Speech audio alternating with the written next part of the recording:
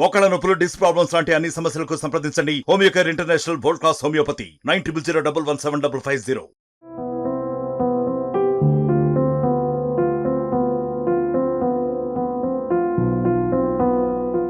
ఆదిలాబాద్ జిల్లా బోత్ మండలం గుర్రాల తాండకు పోతున్నాం. ప్రధాన మలహరి కుటుంబం సంబంధించిన యథార్థ గాథను చూపెట్టే ప్రయత్నం ఆర్టీవీ చేస్తుంది.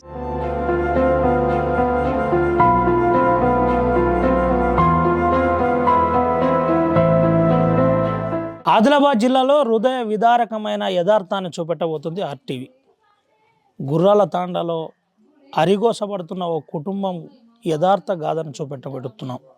ప్రధాన గుర్రాల తాండలో పరిస్థితిలో ఒక కుటుంబం దయనీయ పరిస్థితిలో కొట్టుమిట్టాడుతుందని చెప్పబోతున్నాం. అదే పరిస్థితిని ఒకసారి ఆర్టీవీ ఎక్స్క్లూజివ్గా ఓ స్టోరీ ద్వారా చూపెట్టబోతున్నాం. మనం ఇప్పుడు వాళ్ళ ఇంటికే పోతున్నాం.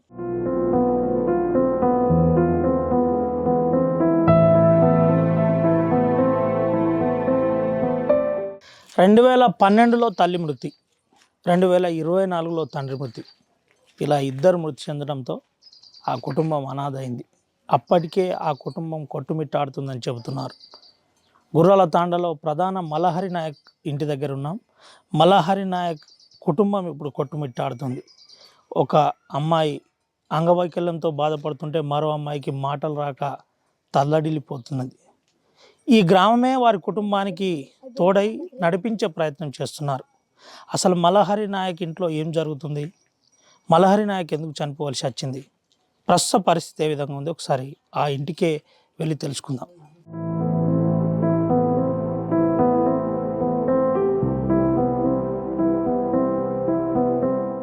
బడిబాట ఇడిసబెట్టి బడి ఎట్లుంటుందో కూడా తెలియదు. సరిత గంగు పరిస్థితి చెప్తేనే కన్నీళ్ళు వస్తాయి. వీళ్ళ గురించి గ్రామస్తులు ఏమంటున్నారు? గ్రామ పెద్దలు వీళ్ళ పరిస్థితిని రోజు చూసి ఎందుకు ఇబ్బంది పడుతున్నారు? వీళ్ళ సమస్యను పరిష్కరించేది ఎవరు? కాలమే తల్లిదండ్రులని ఇద్దరిని తీసుకువెళ్ళిన తర్వాత ప్రస్తుతం గ్రామస్తులు ఏమంటున్నారు వీళ్ళ గురించి తెలుసుకుందాం. బాపు, వీళ్ళ అమ్మ నాన్న ఎట్లా చనిపోయినారు? అది బీమార్తో చచ్చిపోయినరు. ఎట్లా చెప్పినంటే మేము అయితే చూడలేదు, ఎప్పుడు చూసుకుంటా జరుగుతాము. కానీ బీమార్ ఉండే, అలా చెల్లె ఉండే, చూసింది తిండికి, బుక్కెడికి, దీనికి దానికి నీళ్లకు పడితే వీళ్ళు ఇద్దరు పీసులు ఉన్నారు. తేలది పిత్తది మస్తు మేస్తుంటారు. మళ్ళీ సచ్చిండ్రు, బియ్యం ఇచ్చిండ్రు, పప్పు నూనె అన్నీ ఇచ్చిండ్రు సార్. ఇక ఇప్పుడు అయితే చూసేటోళ్ళు సద్య ఎవరు లేరు. ఇప్పుడు ఇల్లు ఉంటుంది, పిక్చర్లు ఓళ్ళని ఇస్తే ఇంత బుక్కెడి తింటారు, లేకుంటే అట్లానే అనుకుంటారు. మేము కరెంట్ పెట్టేస్తున్నాం, బుగ్గ పెట్టేస్తున్నాము, చీకట్ల ఏడవారు. మేము అసలు ఫ్యాన్ ఇచ్చిపోయినరు, అది పెడుతున్నాము. ఏమైనా ఖరాబ్ అయితే అవి పెట్టేస్తున్నాము. ఏమైనా ఉపాసం అడ్డేటట్టు ఉంటే మంచిగా బుక్కెడి అన్నం ఇస్తాం, ఒక రొట్టె ఇస్తాం. ఇక అంతే సార్. ఇక దీనికంటే వీళ్ళకి అంతా ఊరోళ్ళే చూసుకుంటున్నారు ప్రస్తుతం. ఊరోళ్ళే చూసుకుంటున్నారు. ఇక ఊరోళ్ళు అంటే ఏంది కానీ ఇక ఇట్లా ఆడకట్టు 6 ఊరోళ్ళు ఈడికి రారు. ఇక ఆడకట్టి అంతా మనం చూసుకుంటున్నాం అనుకో, చూసుకుంటున్నారు. ఇక అలా అత్త అమ్మ ఉన్నది, వాళ్ళకి తానం బీనం చేపించి పోతుంది, ఇంత బుక్కెడు పెట్టి వెళ్ళిపోతుంది. ఇక అక్కలు ఉన్నారు కానీ దూరం ఉన్నారు. ఒకటి ఆదిలాబాద్ కాడ ఉంటుంది, ఒకటి అటు గుజరాత్ అటు ఉన్నారు. మొన్న వచ్చిపోయింది, వెళ్ళిపోయింది. ఇప్పటికీ అదే సద్య ఎవరు లేరు. అలా ఘోష చూసి ఏం చేయాలి? ఇక మేము శాతాయన కాడికి ఇంత బుక్కెడు అన్నాం, పప్పు పెడతాం, అంతే. ఇది పరిస్థితి. వాళ్ళ ఘోష చూసి చేతనైన కాడికి సాయం చేస్తాం అని చెబుతున్న పరిస్థితి కనబడుతుంది. అయితే ప్రధానంగా వీళ్ళ కుటుంబానికి పూర్తి స్థాయిలో ఆదుకోవడానికి ప్రభుత్వం తరఫున ఇప్పటిదాకా ఎవరు సాయం చేయలేదని చెబుతున్న పరిస్థితి కనబడుతుంది. దాతలే కొంతమేరకు సాయం చేశారని చెబుతున్న పరిస్థితి కనబడుతుంది.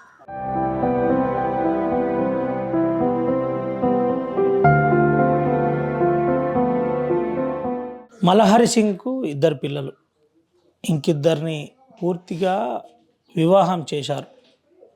మలహరి సింగ్తో పాటు భార్య కూడా చనిపోయింది. ప్రస్తుతానికి 2 పిల్లలు అనాథలయ్యారు. 2 పెళ్ళిళ్ళు చేసి ఇంటికి దూరంగా వెళ్ళిపోయారు. ఒకరిని మహారాష్ట్రకు, మరొకరిని ఆదిలాబాద్. చాలా కట్టుకాలంలో, గడ్డు కాలంలో పూర్తిగా ఈ కుటుంబం ఉంది. మనం సరిగ్గా వాళ్ళ ఇంట్లోనే ఉందాం. పెద్దమ్మ పేరు సరిత, చిన్న పాప పేరు గంగోత్రి. పెద్ద పాప మానసికంగా వైకల్యురాలు, చిన్న పాపకైతే మాటలే రావు. ప్రస్తుతం వారి కుటుంబం ఏ విధంగా ఉంది, ప్రస్తుతం ఏమంటున్నారు, ఒకసారి వారితో మాట్లాడిద్దాం పూర్తిగా పరిస్థితి. क्या नाम है आपका? गांगी। कितने दिन हुआ पापा मर जाके? पापा हम्म, 3 दिन दा। हम्म। आपको तेलुगु नहीं बात करने आते? हाँ, ये कैसा फिर आप खाना कैसा आपका कैसा ये करते? मैं हाँ, सकलू हम्म। बाहर से मांग के लाते क्या? कौन कौन देते? मैं आटू जाऊँ, शक्कर लाऊँ, हम्म, भांडा लाऊँ, हम्म, शक्कर लाऊँ। हम्म। अब कौन भी नहीं है आपको? कौन आने? कौन भी नहीं है आपको? कुछ तो भी हुए तो कैसा फिर? फुआरा ने। गवर्नमेंट वाले कभी तो भी आप आपको कुछ करे? हाँ, क्या करे? दाल भात। और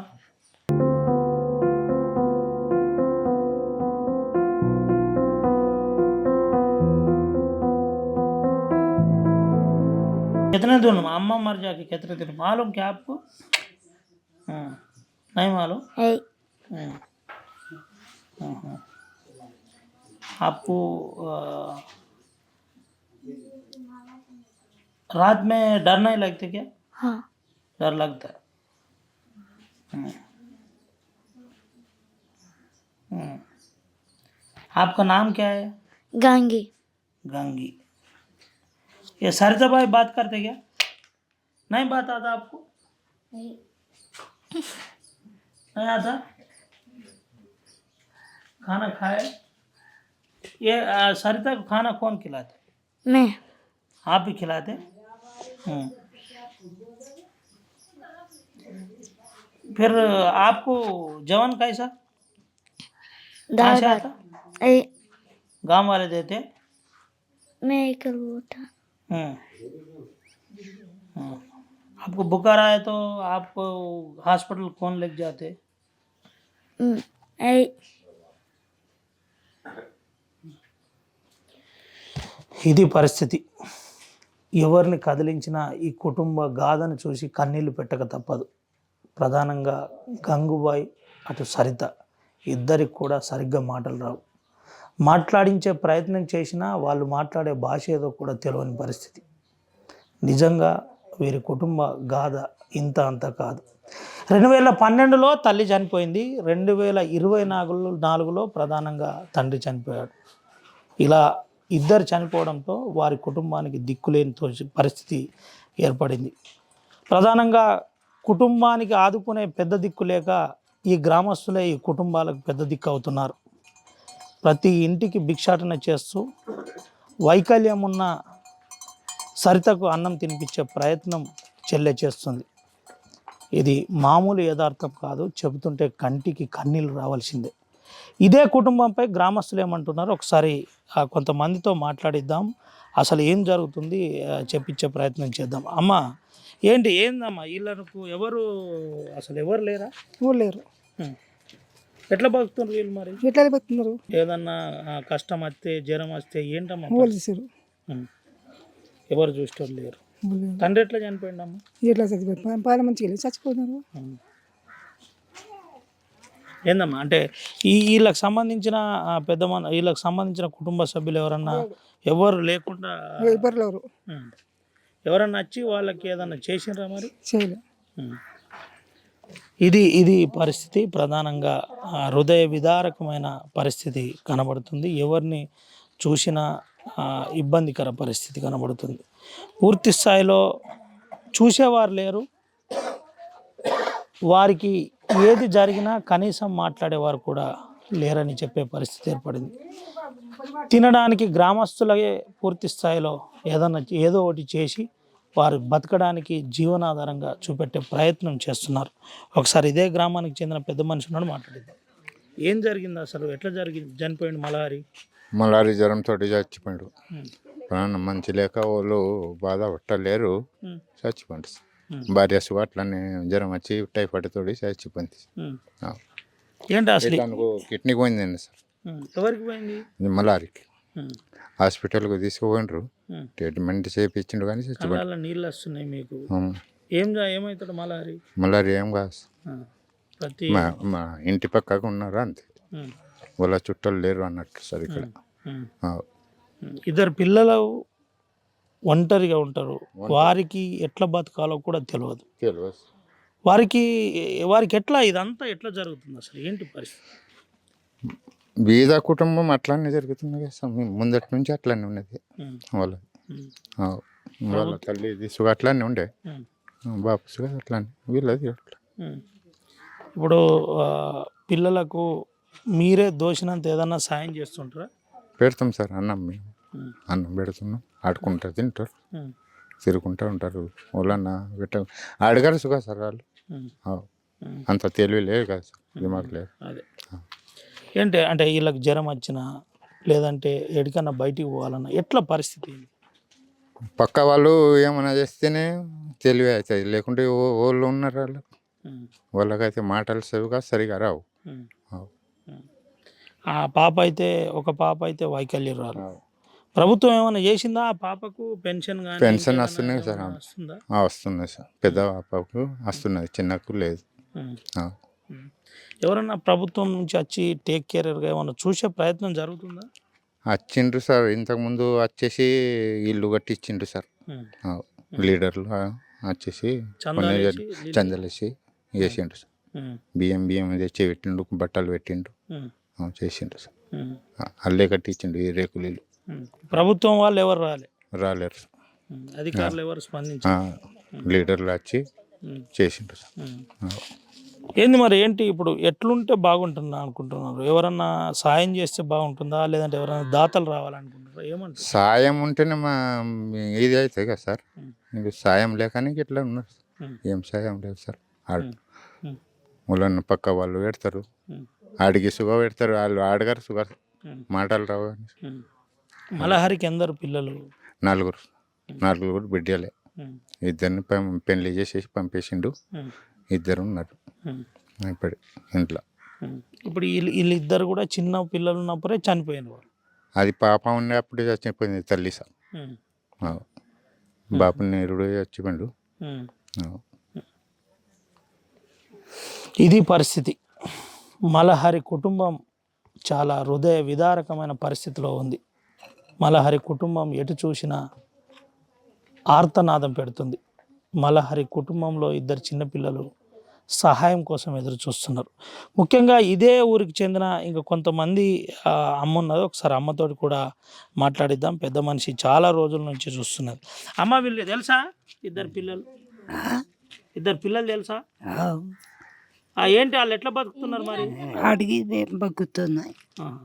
రోజు అడుక్కుంటారు అందరి ఇళ్ళలో.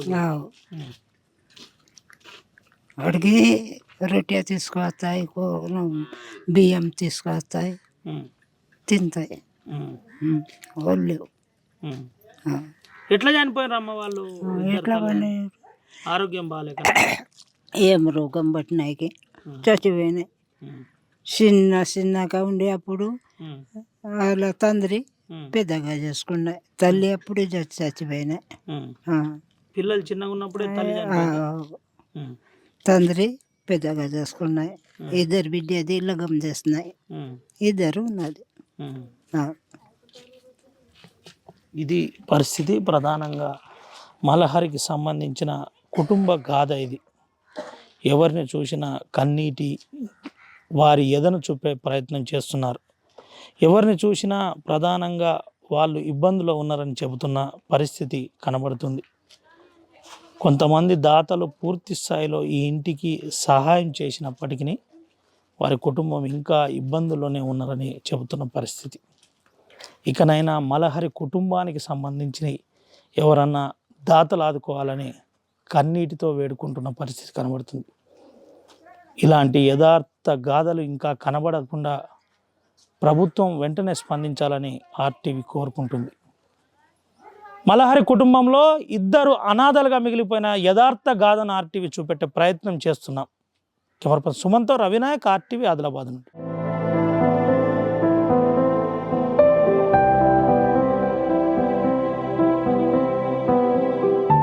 మరిన్ని వీడియోస్ కోసం ఛానల్ ని సబ్స్క్రైబ్ చేయండి, లేటెస్ట్ అప్డేట్స్ కోసం వాట్సాప్ ఛానల్ ని ఫాలో చేయండి అండ్ లింక్ డిస్క్రిప్షన్ లో ఉంది.